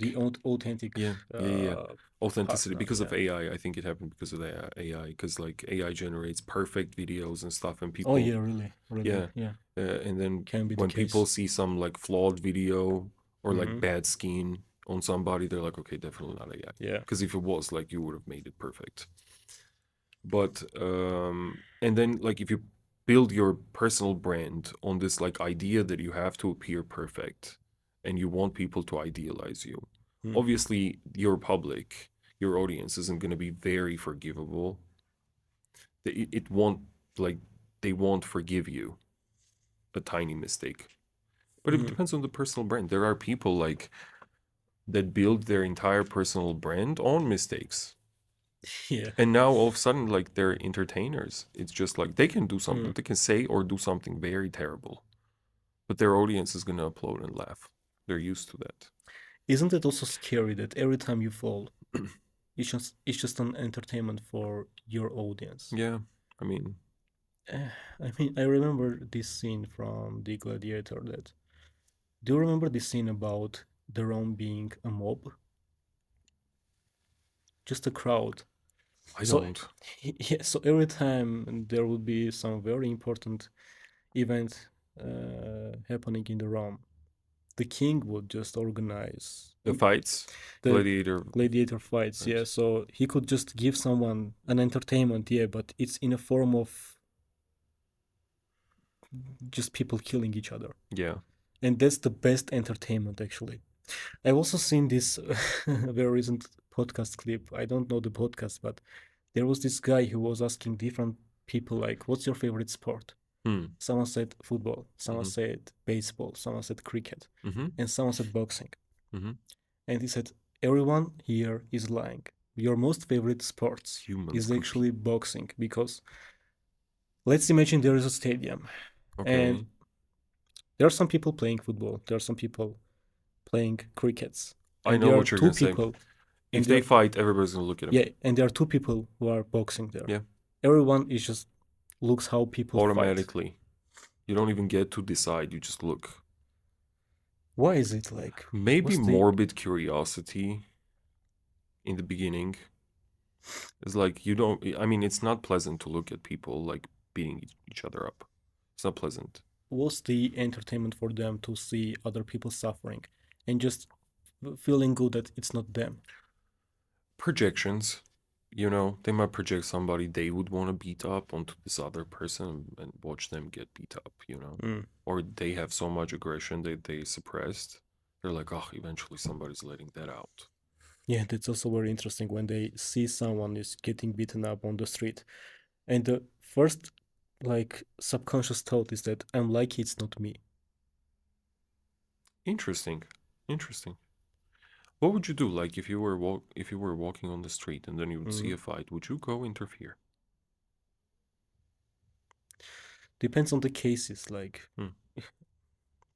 sometimes there are like very personal things that I just feel that it's not really okay for me to Mm-hmm. go and uh, try to calm them down because I see that it's very personal and it's Mm-hmm. between them. I've seen how a woman gets beaten up on Yeah, the that's street. Yeah, different. that's terrifying. And I also saw how everything just happened. I mean, all of a sudden, Mm-hmm. just in 15 seconds. Yeah, I mean, in that scenario, of course, I'm going and Yeah. trying to, I don't know, separate them or saving the woman. But But you know what happened to me once? hmm, Like, I was walking on like a very famous street, you probably know. And then I saw a guy who was like really kind of pulling a girl aside, Mm-hmm. and then he just like pressed her on the wall Mm. a little bit, and then like I'm walking slowly there. And I noticed that the first thing, I'm like, obviously the girl is not comfortable, and obviously he's like hurting her, like the Yeah. hand. And when you see something like that, you can't just pass and be okay with it. Like if I would have not interfered, I would go home not be able to sleep. So I did. Yeah. And you know what happened? The girl said, "Can you mind your business?" Yeah. And I'm like, such a great lesson. Such a great lesson. I'm like, Mm. all right, thank you. Now when I see it, I get paralyzed. I don't know. I might just stand there and not know what to do. I mean, obviously, if it's like within reason, if it's not like very violent, if it is, you just automatically interfere. What's the reason, in your opinion? Oh, so many thoughts I had that day. But one I Mm. could think of is like, first of all, culturally, somehow she thought it's appropriate for her boyfriend or whoever that person was Whatever to it is, her yeah. to do that in public. Second of all, I think she was probably more threatened by a stranger Mm. than somebody that's That clearly she actually abusive, but knew. she knows, Yeah. like she knows what to expect. And I can't blame her. I can't. But that's also like a thing. It's like you would assume people want your help, but not necessarily. Do you think it's also like a gender thing in some Mm, cases? Because I mean, it's also like scientifically proven that the woman brain also likes these roller coasters. So, I mm. mean, males actually like stability sometimes, but in their cases, when everything is calm, they feel that something should happen now that they can satisfy like their inner adrenaline, maybe. Interesting. I never came across a story like that before. Do we know that like women are more emotional than men? In some instances, yeah. Yeah. Um, in my understanding, it depends on a woman and it depends on a man. But because I've seen some emotional men Yeah. that also like roller coasters, and I've seen some very rational women. Mm. So it's really hard to like separate those two. But at least physically, Yeah, I uh, mean, physically, it doesn't make sense that she just yeah, didn't accept your help. you're right. Strange. Yeah. Because I wouldn't think like it was the emotional roller coaster that would like, try to keep her in that position. Anyways, I don't know why I asked you that question though. Yeah, we're talking about when people see someone is getting hurt and they just, Yeah, they get yeah, they feel, entertained. they just get happy that it's not them, it's Yeah, happening to someone else. yeah, that's crazy. It's interesting. Like, is it also the same thing that can maybe happen in friendship? So, I mean, we have talked about this thing happening to strangers, Hmm. but I think in friendship, do you think in friendship it is different or it's the same thing actually? What But exactly? when you see your friend getting hurt Uh-huh. and you deep down your I heart, think you should take responsibility for it. That's why mm, you guys are friends. yeah, If you see your friend is hurting himself or herself, mm, putting himself in situations that yeah, hurt them, I personally feel responsible for it. And I've had a lot of people around me back in the day mm, where I was clearly not very conscious in my life, and I would make terrible decisions, and all those decisions were supported by this group of people, and now we're no longer friends. Because when I came out of that, looking back, I'm like, you shouldn't have supported me in this whatsoever, because you clearly knew that this is not good for me, you know? mm, And so I always try to project that situation onto other people, my friends. I'm like, let's say they're about to make a terrible decision, but it would mm. result in your entertainment. Like, do you just let them do it just because you have Of like course not. of Of course course not. not. You interfere. Or if somebody is hurting, themselves and they're not aware that they are, Mm. isn't it your job to interfere? You Yeah. know, for example, can we talk about addiction? Yeah, of course. Okay, so in addiction, like if you look at a friend, not a friend, like if you look at a group of people, a friendship, let's say usually all of them would be addicts supporting each other's addiction, Right. right? And then if one person gets out of this loop, the addiction, either leaves the friend group or tries to help everybody, eventually fails and then leaves, Yeah, the result is the same. right? I Yeah. mean, but let's say it's a healthy group of friends, Mm. no addiction, at least no addiction to substances. And then one friend gets addicted to a substance. Do you not try to help him? Of course I will try. You don't Yeah. support it, right? Of You have course. to interfere. Yeah. You can't just be like, it's your life and your choice. So I'm going to leave you do whatever you want to do. That's not friendship. That's many things, but friendship for me. Yeah, now when I just try to memorize some instances that happened to me inside uh my friend zone, Hmm. I've had some cases that I was trying to advise some friend or just trying to make them avoid making some mistake that in my opinion was a mistake. But when someone says that's my business, I mean I respect you as my friend, but let my decisions be mine. Okay. Do you think it's friendship or there is something wrong there? I think it depends on the context a lot, Mm. because we were just talking about like harmful behaviors. That's different. We can also talk about addiction, like when someone is addicted. I mean, obviously, the first layer of protection of them when their friend is just Denial. trying to save them is let my decisions It's be denial. mine. Yeah. Yeah. Yeah, yeah, yeah. I mean, it's never going to change. But for example, there are complicated situations. Mm. Like it's your friend, you know him Yeah. pretty well. Yeah. This friend gets into a relationship with like a terrible woman. Yeah. Like you know for a fact it's a terrible woman Mm. for him. Yeah. Or let's just not say like terrible woman, it's just like somebody that doesn't match. That's much difficult situation than with the drugs. Right? Like how do Yeah. you know? Like you do you I don't know, what do you do? What do you do? I don't know. Like if you tell him like you know what, your girlfriend is so bad. When I was in similar situation, when I knew that my friend is actually in a very bad relationships with a woman that was actually using him, Yeah. I did nothing. I was just monitoring that nothing is just going out of control. Yeah, but because probably you were doubting the situation yourself. Because if you knew for a fact, you would have Mm. interfered probably. I don't know. I mean, if it was drugs, I would just interfere immediately, and Because because drugs it's a no equals brainer. bad. I mean, you Yeah, should just interfere. But when yeah, it's that personal, when it's about love, it's about yeah, relationships. yeah. It's something you feel like the third odd in that situation. True. But I mean, you also have this balcony view where you are not inside of that relationship, and some things that are very visible to you are not Right. necessarily visible to your friend. So every time you see something is happening, you know that your friend is actually in the blind zone. Mm-hmm. So I think that's There's a the blind that's spot. the yeah that's the part when you now can interfere and it's gonna be moral.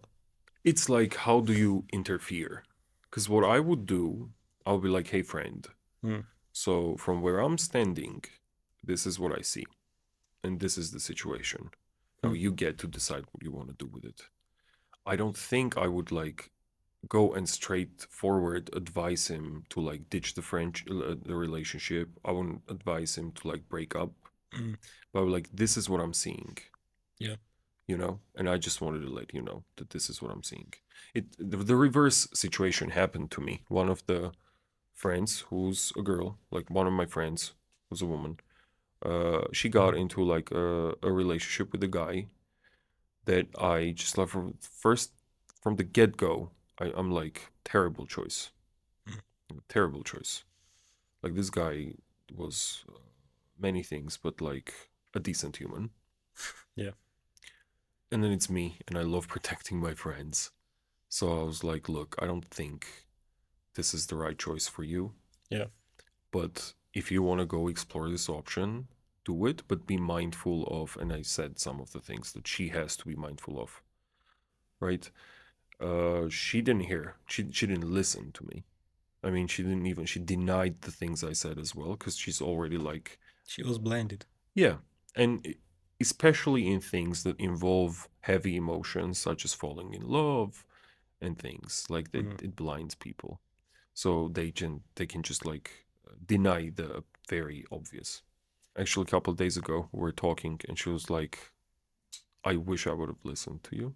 Mm. But it's already too late. It's not that too late. It's just like she wouldn't have wasted like a year of her life, Mm. you know. But you know what I want to say is that when I look back, I have let most of my friends suffer, and I knew what was the problem, but I didn't interfere Oh, that's because interesting. it's very different when there is a friendship between man and woman. I don't have that kind of friendship. Hmm. I mean, all my friends are males, and Okay. sometimes I think that it's okay for a man to suffer because every time I suffered from a relationship or some financial problems, it Mm-hmm. actually taught me something. And when I look back, no one actually helped me, but would I change anything? I guess no. Okay. Yeah, so sometimes I just put myself in that position, and I most of the time everything that happens to my friends has happened to me millions of times before. So I already see the pattern, and I don't really want to interfere because I think that if the destiny is gonna be the same as mine, let that be.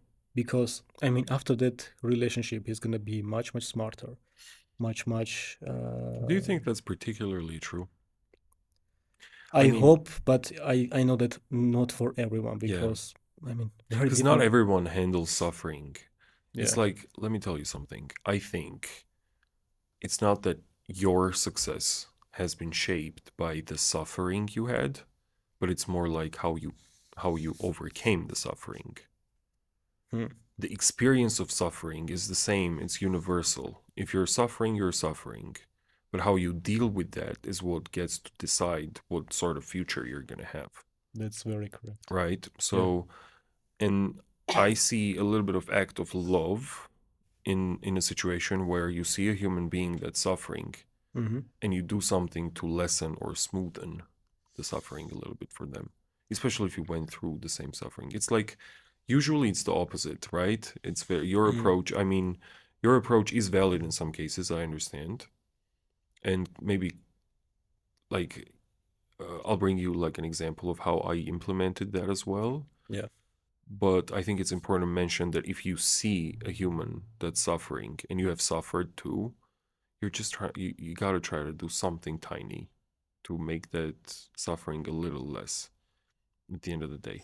But in the cases that you describe, because I'm sure like if any of your friends are suffering and you see it, I think your first reaction is going to be to make the process easier for Mm. them. Yeah. But in some cases you might let them suffer a little bit, and it's not like you're pushing them in that situation. It's just like you are not interfering in the situation, letting them handle the suffering.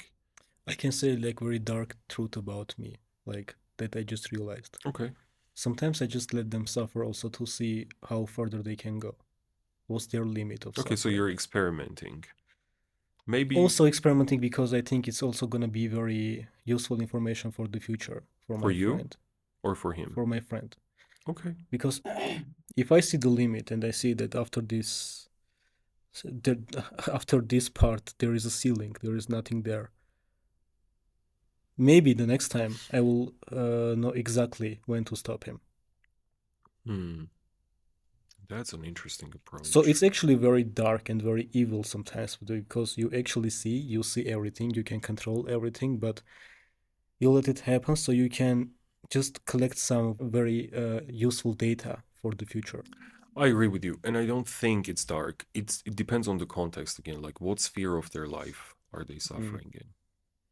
Because if you because in some spheres of life and in some forms of suffering, it literally feels like you're in the body of water and you're drowning, Yeah. and you definitely don't want to wait until they choke on water. You don't want to see them drown, so you just like at that moment you can't just experiment. You help them out. Sometimes I do. And I'm gonna say why. Okay. Have you seen this illustration of a person who was pretending that he's drowning, but he was actually sitting on the edge of the Oh yeah, sea? yeah, Yeah, and he would just show how he's suffering, but yeah, actually he was sitting there. yeah. And sometimes the only way, in my opinion, is to just wait for a moment and see is it real or it is something they just put themselves into Hmm. intentionally. Okay, that's a good approach. It's like what you're trying to figure out if somebody's actually going through suffering or trying crying for Or attention. it is just something that they need at the moment. Because in my opinion, also someone in some periods people actually need to suffer. And Suffering is an inevitable part of life. So whether you want it or not, you are going to suffer. mm, It's going to happen to you. yeah. It's like just the thought that you're going to die someday causes suffering already. And life is not very kind to most people. So most people will experience some extreme form of suffering in their lives. mm. Do you think it also can be addiction to suffer all the time intentionally? Yeah, but that's not the same suffering. It's like it can be many things. It can be like a limiting belief that I only deserve suffering and I always choose suffering. Where I could have chosen something else, I preferred suffering. So I Mm, influenced the environment around me and situations and made decisions that led me to suffering, right? And this is something you can like help somebody get rid of, like this habit and this limiting belief. And there is a form where you don't choose, so it just happens to you. There's like another thing is like victims. Like there's this thing the called victim mindset. victim mentality. Yeah. And part of them is addicted to this suffering. I remember one period in my life, I don't want to say it was an addiction, but I figured out that the deeper I suffer, much faster I can just get out of the situation. Yeah. And when I start to suffer because of some events, I would suffer for months. And then I just found out about myself that the deeper I go, the Mm-hmm. faster I go out. So Mm-hmm. every time I would just need to suffer in Yeah. some cases, I would change some behaviors that could help me to suffer deeper in So you order made things like worse for you even worse so I intentionally. can just go out even faster, not just months, but Mhm. it could take days or even a week. And when I say changing behaviors, it can be something banal like your music. Yeah, like you're just like Yeah, trying you are trying to, intentionally. yeah, listen to It's some like very the depressive process music. you're, yes, the process you're describing, it more, to me, it more so sounds like a process of somebody that's helping themselves live through some emotions, Mm-hmm. right? Could be grief, sadness, whatever. And then like music can be something that can help you feel those things, and then eventually you're going to be done feeling them, right? Yeah. But there is a chance that people won't understand what you just said, because there are people that can make their suffering worse intentionally with an intent to harm themselves worse. Mm. So that part needs to be cleared out. It's like you're not trying to make your suffering worse, you're trying to escape suffering faster. Yeah, because I know my limits actually. I Hmm. know that there's gonna be a point that I'm gonna pull myself back and just save myself without any help Yeah, and anymore. not everybody has that. Not Mm. everybody has that. Some people's suffering can be bottomless. It's like it's an endless pit. Mm. So it can get infinitely worse, and that's something you don't really want to play with much. But I get what you're saying. Sometimes at the very bottom of suffering is like a bouncer. Mm. It's like a bouncer at the bottom. So you just like hit and then you bounce back higher Yeah. and faster. But I wouldn't recommend like you risk and play with it, you know? Mm. Because suffering is inevitable anyways. I think in my case, I would just, I actually need to stop experimenting on my loved ones. Because really, like, it took me some time to realize that something that worked for me is not necessarily going to work for other people. Yeah. different people, different level of durability, let's say. Or maybe just people have different ways to get out of a situation. Some people just need someone who can listen them and not argue. Yeah, I mean, sometimes something as simple as your presence, Mm, right, helps people. And I don't think it's a matter of endurance, although it plays a part, like everybody has a different sort of levels of yeah. endurance, but also everybody has different goals, Mm, right? And then yeah. everybody is willing to sacrifice different things for achieving their goals. Like you, for example, you were willing to sacrifice a lot, Yeah. right? And take on willingly, you took on suffering and sacrifice to get whatever you wanted to get, like to get to your goal. Yeah. And not everybody is like that, and you can't Mm, demand people to be. You can always like kind of offer that option to them, yeah. but you can't expect them to just do that like you did. Not Mm. everybody has the same goal. Yeah, I think it's a very big responsibility that not worth taking.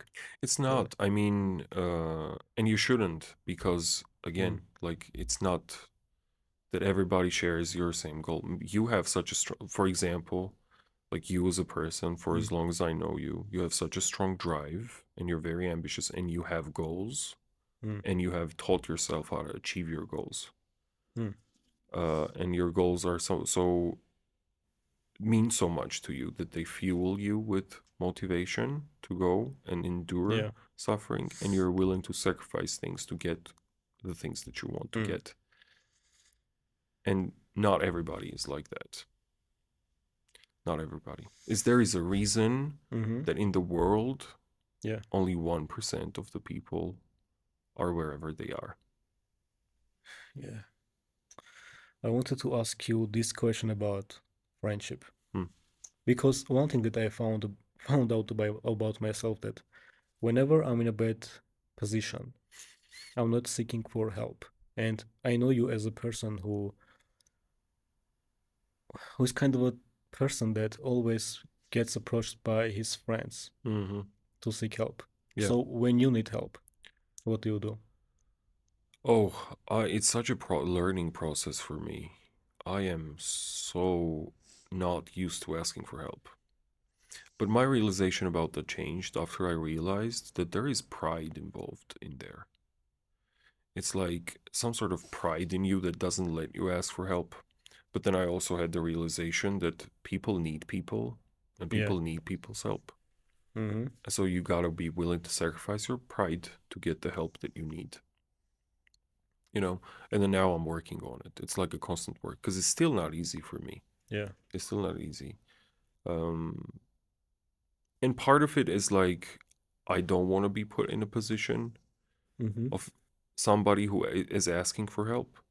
But I also, a part of it is like, I don't want to put my kind of heavy issue on somebody else's shoulders because I realize like everybody's carrying their problems anyways, you know? So there is like that understanding. But the essence of the issue of not asking for help for me was like the pride that I'm trying to get rid of. And everything that you've learned, how did that actually affect on your depressive states?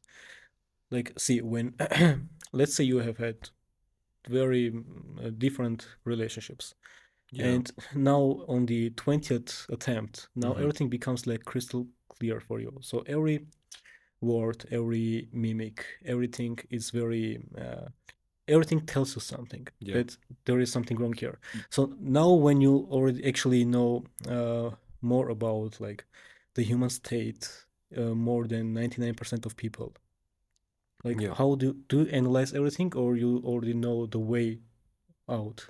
It's so interesting because the part of me that falls in love and loves and gets into relationships is is not the part that's connected to all the knowledge that I have.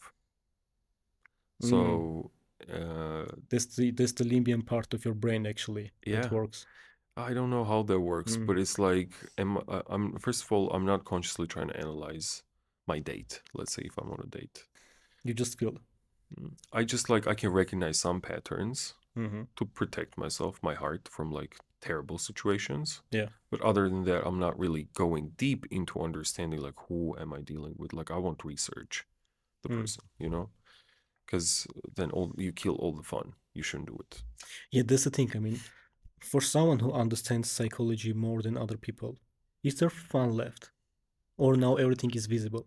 Um, the second you start thinking that everything is visible, you're in a very bad situation. Because no, there isn't such a thing where you reach a point where everything is visible. That's called a God complex. You should never have that. That's a very bad issue. That's a very bad issue. You shouldn't like if you think that, that means you don't know a lot of things. Mm. Because the more you learn, the more you understand that you don't know things. Does that make sense? It's like the more you know, the more your ignorance is being like revealed about the things that you don't know. Yeah, but on the other hand, there is this. I don't want to say paradox, but there is this pattern like in relationship. Mm. I mean, when people say the first love is the only one, Hmm. they are actually right because you are so blinded at the time that you are at the peak of your happiness, and the second time it's not really the same. Yeah. Some things are just becoming very visible for you, and I think people who actually got married during their first relationships Mm. are the luckiest people in the world. If The that marriage works out, then probably. But mm, the statistics is the opposite. Like if you get married to your first love, chances of that relationship working out is like really slim to none because you have no experience in relationships and it's just like the first time you fall in love because then you also have to understand falling in love and then loving are two separate things. yeah. You fall in love and then you get married, and that's the only thing you understand about the relationship is that you are in love. Mm, Not enough to sustain a marriage, you know? yeah. I think for a man, needs like three heartbreaks. Yeah. I mean, I was calling them lucky just because, I mean, I know that most of them just fail eventually, but the euphoric period lasts much longer than in other cases when they really marry the first love. Yeah, I mean, I see what you're saying. Yeah. So, for Good, example, good. like I remember 2017 as the happiest period in my life when I actually was in the dumbest state personally. Okay. So, on the other hand, I didn't realize anything. I had too many blind zones around me. Mm-hmm. But in terms of happiness, it was actually the peak of my happiness. Mm-hmm. I don't say that I would change anything if I went back into time, but there is this fight happening between me. Like the right side is saying that I wish it lasted a bit longer. Yeah. The other side says everything was done correctly because you don't know, like, if it lasted a bit longer, who would you be today? Because a small change in the past is just affecting your whole future. Yeah, it changes the whole That's the trajectory problem. of where your life is headed Yeah. to, especially something as powerful as feeling in love. Mm. You know, that's a powerful feeling for men. Yeah. And it either makes you or breaks you sometimes. It's not a joke. But you said the right part of you says Mm. that it's good that it ended. You meant the right part, left and right, but it Mm. also is the right part that tells you that. Because Yeah. obviously, the other part of you enjoys pleasure and falling in love, and the period you're describing is very euphoric, Yeah. right? It's a very, very low state of critical thinking. It's like you're affected by hormones. It's a pleasurable place to be. It's almost like a drug. Yeah. Yeah. So ending that sometimes consciously is a good thing, you know, bringing back your critical thinking abilities. Yeah. Just to sum up my question about this, like, is it scary actually to educate yourself to all this? I mean, I know that you certainly know much, much more in this niche, in psychology than me. So Mhm. someone like me would just feel scared to study more. Hmm. So is it scary or not, like up there? Honestly, I don't feel scared Mm, at all. And the introduction to these studies for me, they were like so systematic and slow. So I didn't feel mm, like a big shift in yeah, perception. Like this is the perception I have always remember myself having. What I would want to say is that you can always find somebody on the same level that you're on. So you shouldn't be worried. No matter how much knowledge you have, you'll always find somebody who has the exact same amount of knowledge, yeah, and you guys will be on the same level. But it's not like high level, low level. It's more like what's the perception of the world that you have? What's your perception? And then you'll find somebody that matches that. right. That'll be interesting. I mean, that's not really simple actually. For me, it took really like ages to find someone who, I don't want to say higher or lower, but somewhat equal to me that has also some similar views. For Yeah. example, we both are people who don't really ask for help. Yeah. I hate it. So when I find someone who also hates that, I'm more likely to ask him for help, for example.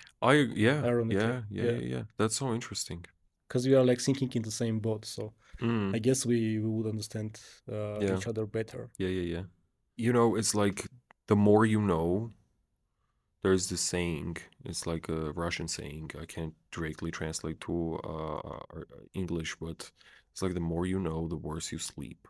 Yeah, You yeah, know, there is yeah. that. It's like you can't cancel that. It does work like that sometimes, but it doesn't mean that you shouldn't take the red pill. You know, Yeah. yeah, you should. By the way, what do you think about this red pill community? This movement of red pill guys who Absolutely hate it. I hate it. hmm, I'm sorry, I can't stand it at all.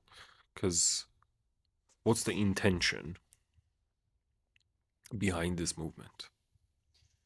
the intentions are very different, but the most famous cases are the ones that became too extreme. Hmm. The ones who were smart just took what they needed from that red pill community, from that red pill mindset. Hmm. I mean, the mindset of working hard. Hmm. That's it. I didn't really let the other aspects mess with my person who is inside. Yeah. But the most famous cases are the ones who are too extreme, who became too extreme, like Yeah. disrespecting other people because they know that they have achieved something a bit more than regular people, for example. Yeah, I just like find it very smart marketing wise. Like these people are marketers, obviously. Yeah, very good Yeah. ones. Like genius marketers. They know how to do it. Great for them. Hmm. But I also see a little bit of scam in that whole structure. And I don't think that most people benefit from this, but Yeah, smart of people course not. like you could. Like you walk into this thing Mm. and then you see what you need, you take what you need, and you leave. But most people, or people that didn't have the amount of, brains that it would take, like they would walk in there and stay in there and just like become this red pill guru's uh, employee unwillingly, you know? Yeah, that's how we just came to the first question that I asked about filtering the content that you are consuming, which is very important. I mean, we actually sometimes don't realize that we are spending 12 hours a day on our phones consuming content. And Yeah. the information is so vast that it's almost dangerous now. Mhm. Like, what do you consume on internet, like on social media, Right now, my algorithm is so messed up. Like I get as always? all sorts of things, Mm, right? But I'm not gonna lie, I don't spend much time scrolling anymore. really? Yeah, I don't because mm, I want to come up with original content. Mm. And sometimes when you're scrolling, you come across something you really like, and 3 days later, you forget that you saw it somewhere. You come up with this amazing, brilliant, genius idea that you think you did, and then turns out you just copied something. Does that make Mm. sense? Yeah, yeah, And so I limited, I actually reset my algorithm. I got rid of all the, similar content that I'm creating. I got rid of it because it's counterintuitive too, because some people would have done the opposite to get inspired. But I did the opposite. Like I just got rid of it so that I can create original content that doesn't repeat. yeah. Have you tried quitting your phone? like at all for some time. I have had periods of time where I was not using my phone at all. What was the difference? Mm. Because last time we were without phones, were when we were 10, 12, very different Yeah, time. I mean, I think because, I had this period of my life where I was like living a pretty ascetic life, trying to like pushing my boundaries and limitations, trying to see like what am I capable of. I was Yeah. testing my potential, and I didn't have like a specific idea that I shouldn't touch the phone. It's just that I didn't have the time because I was constantly busy doing something and reading or some other activities. Was my life different back in the day? Yes, but it wasn't just because of the phone. Hmm. The phones, of course, affect you. It can't not affect you, especially scrolling. Hmm. It fries your brain. It fries your Yeah. brain. Like that's very addictive. You're playing with your dopamine pathways Hmm. over and over again. You're pushing the same button in your brain. It fries it. You should limit scrolling as much as you can because it's like eventually you get uncomfortable when you don't have this fast source of dopamine. There is such an interesting thing because a lot of people think dopamine is the hormone of pleasure. And they think that when they scroll and come across new information, they get like a dopamine spike, and that's how scrolling works. Well, it's Yeah. not. Dopamine is the hormone of seeking, of searching. Hmm. And if you pay attention when you're scrolling, you're actually looking for something constantly. It's like maybe you're looking for content to send to this somebody you're chatting with, or maybe you're looking for content that you will find useful. And it's like every once in a while you get this random reward Yeah. when you're scrolling. But most of the times you keep scrolling not because of the reward or the pleasure, because it's not pleasurable most of the times. Hmm. It's only pleasurable at points. You're in this mode of looking for something constantly. You just like swipe, swipe, swipe. You're looking. And that's the dopamine. Hmm. And you shouldn't play with that because it's dangerous. Because you need that in real life. You need to Yeah. seek out your goals. But the problem is that sometimes in real life, when something awkward is happening, you just see your phone as the shield from awkward moments. So, Yeah, like, if you're in a party, let's say that you don't really know anyone, yeah, you just you like, just came there, and now you're just scrolling your yeah, calendar for at some least you're doing for some something. reason. Yeah, You're yeah. busy. Like, I got shocked. I was in London. Mm. The first time in London, we're riding a train. Everybody was like reading a book. And I'm like, oh my God, what an amazing culture. When These was that people. even? I was When like was that? 14. Ah, okay. So, like 14 years ago. Mm. Everybody's like reading a book or they have like magazines, whatever. Not a lot of people on the phones. Mm. Interesting. And we thought, how amazing is this? Like people use this time to educate themselves, whatever. And that was unless until we figured out their eyes weren't moving. There was no reading being done for most people. They were just looking at it so that they didn't have to look at other people. Really? Yeah. So this technique of like, So is that extreme? yeah, Well, has always been. I thought they were like really reading Well, something. some of the people actually do read, but most of the people would just like look at it as if like I'm not looking at you. I'm doing something. I'm busy, so they don't feel uncomfortable. Well, Wow. maybe I generalized it a lot, but for an example, it's a good example. Mm. That now, yeah, I mean, we don't have the books, we don't carry them with us, although I did today, but we have the phones, and if it's an uncomfortable situation, you just have to hide where you're looking and just like Yeah. go into your phone. And this thing about addiction, like, have you heard that the people who invented scrolling, Mm-hmm. like this movement of your finger, are Yeah, actually the same psychologists who are behind the biggest casinos, the slot machines. yeah, Like, if you Like if you look closer, this movement is actually very similar to the slot machines, Not the movement of the finger, because slot machines are buttons or but also the like screen. That's things. The way it scrolls, yeah, yeah, the way it scrolls. It's yeah, very yeah. Because similar. like, yeah, it is. Yeah. But slot machine is also it's expectation reward or the Mm. absence thereof. And then it's like you can scroll.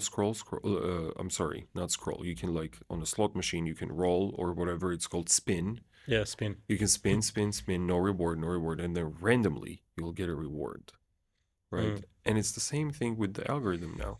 You will scroll half an hour maybe, and then you'll see one video that you were like, oh yeah, this was good. Yeah, that was That would really make you worth feel it. reward. Yeah. But if you're chasing something and you're not getting the reward, it's like it creates this chasing loop and you Mm. can't get out of it because there wasn't the culmination of this chasing um, activity, which Yeah. would be the reward. So that's how it damages the dopamine. It might not be as addictive as slot machines because slot machines there's like it's connected with money, like people connect other Yeah, there is things. monetary value Yeah, attached yeah, to yeah, that. Yeah. yeah. Than scrolling, but yeah, pretty similar. Yeah, but I just feel that addictions and the types of addictions just multiplied during the last 10 years. Yeah, And also, like, I know some people who just replaced their like somewhat worse addiction, like smoking, with this addiction. I think, scrolling, yeah, scrolling your phone, smart. this doom scrolling. Yeah, that's smart actually, because if we That's a just smart compare transition. the addictions, this one is actually works. Yeah. Smoking is much worse than scrolling the Well, phone. that we don't really know what's worse, to be honest. I mean, obviously, putting smoke in your lungs isn't healthy, but it's not Mm, healthy for your, let's say, lungs.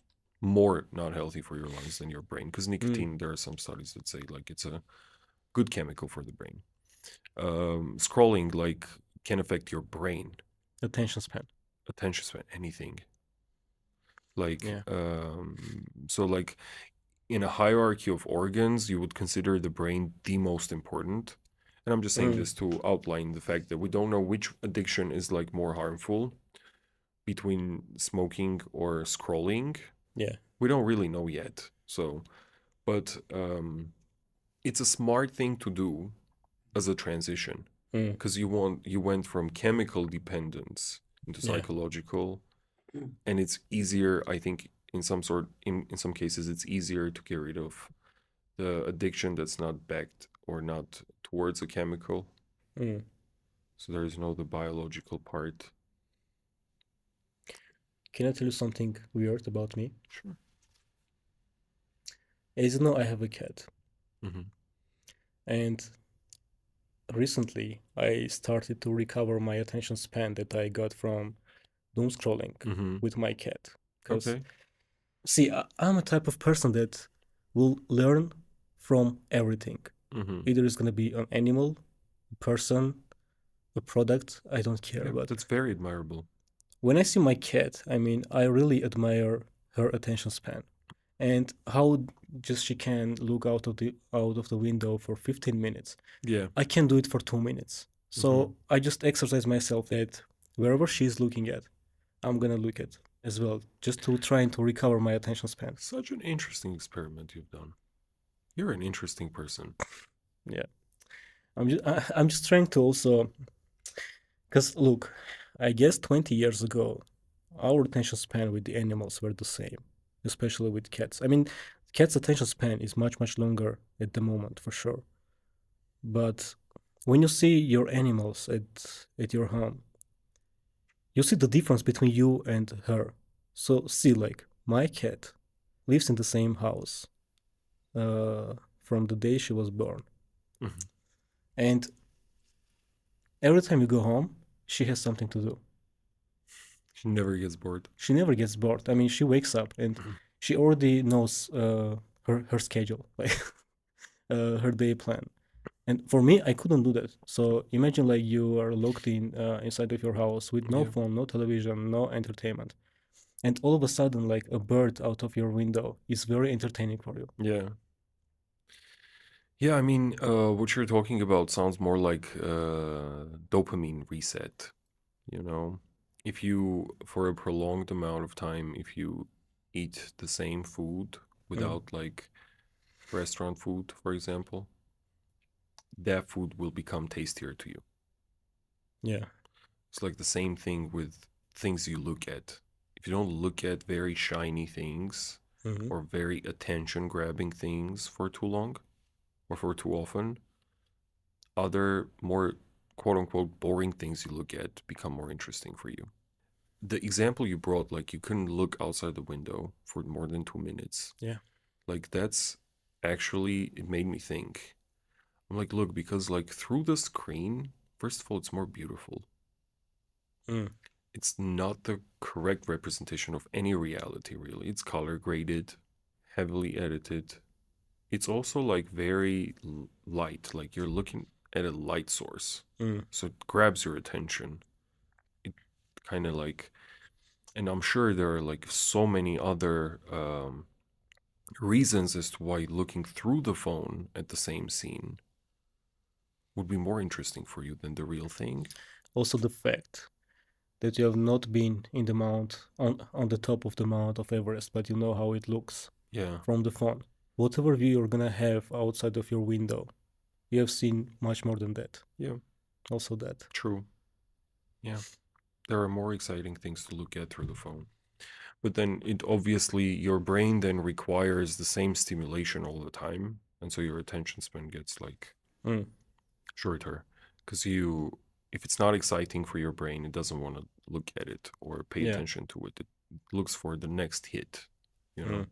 So that's why. I But also it's think very like recoverable. reading books is also a very great exercise It to is. recover your Yeah, attention span. it definitely is because it's a Yeah. slow process. Mm, It's visually not stimulating. yeah. You know, like our five senses, the number one and the most like, if you were to assign percentage to each sense, like I would assign 90% to my vision Mm, of everything. Like that's the most important for me. And that's yeah. also part of the reason why they're, as a sense, they're located at a higher part of the body. Mm, Uh, Constant visual stimulation cannot be healthy for the brain. And reading a book is like you don't get stimulated visually at all. You just read letters, yeah. you Right. know? So it's like a good reset for the brain. Reading a Mm, book is a very like healthy exercise anyways. Like reading a complicated book is mm. amazing. It's like you train all parts of your brain. Yeah, that's also I admire like in you that your attention span is actually very developed. Mm, I mean, mine is fucked at the moment, for sure. okay. That's why I'm trying to recover it. Hmm. But I don't think it's gonna be possible for someone to learn the things that you learned if they don't have like at least similar attention span as you have. Yeah, I mean, could be. I have to give credit to some of the practices I Mm, was doing back in the day, one of which was yoga mm, that helped me. Yeah. yeah. There was this one exercise I was doing. I don't recommend this to do. I'm not endorsing this exercise, but there was like an exercise with a candle, right? You Mm, light a candle, you put it in front of you, you stare, you gaze at the candle, the flame, for like 15 minutes every day. oh. Yeah, Mm-hmm. that's a good exercise for attention. I'm gonna try it for sure. Yeah, but just make sure it's not too close to you. It has to be a little further away so it doesn't hurt your eyes. So like the other side of the room. No, it can just, it has to be like maybe the distance of your hand, Ah, okay, something like okay. that. Yeah, just so you put that and then you just gaze at the candle. That's a good exercise to do. Yeah.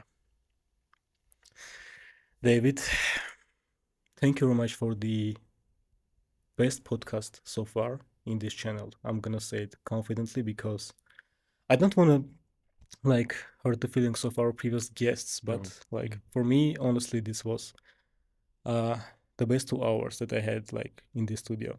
Thank you very much. Thank you. I'm so thankful you invited me. Mm. I genuinely enjoyed the conversation, and I'm sure we could have talked like 4 more hours. There's so We are many. gonna, I mean, continue this podcast outside of the studio for Absolutely, sure. I mean, absolutely. I another enjoyed four it. hours, Thank you for easy. inviting me again. Thank you. Thank you. Thanks. Bye bye.